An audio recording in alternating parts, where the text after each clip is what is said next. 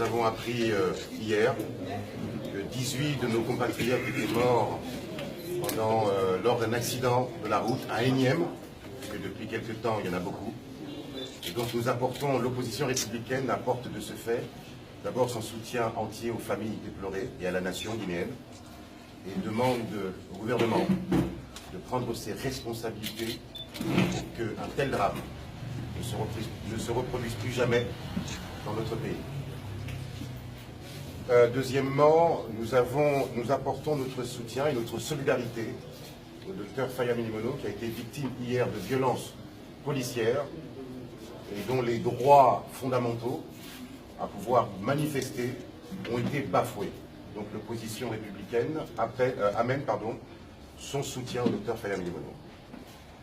Nous condamnons, ou plutôt nous dénonçons, les mensonges répétés, notamment de l'un des membres du gouvernement, qui a renié hier devant la représentation nationale sa parole, en prétendant qu'il n'avait absolument pas signé les accords, que tout le monde l'a vu signer ici, au siège de l'UFDG, en compagnie de monsieur le chef de file de l'opposition et de plusieurs membres du gouvernement.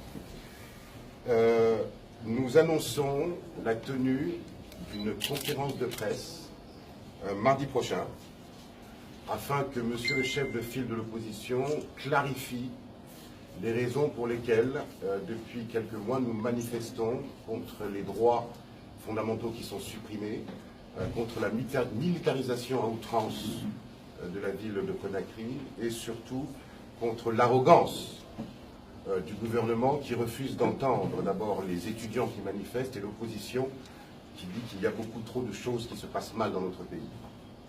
Ensuite, il y aura une marche prévue jeudi.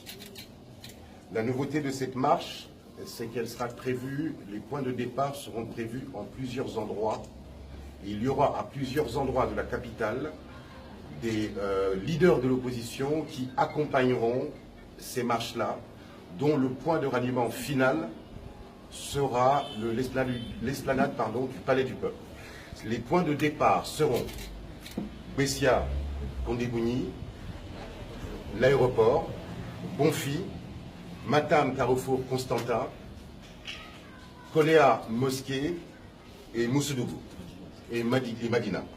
Les points de départ seront là-bas. Ensuite, pour conclure, nous voudrions féliciter monsieur le chef de file de l'opposition qui a été brillamment réélu par ses pairs, vice-président de l'Internationale libérale, ce qui est d'abord une satisfaction pour l'opposition républicaine et donne dans cet amas de mauvaises nouvelles une très belle image de notre pays. Je vous remercie.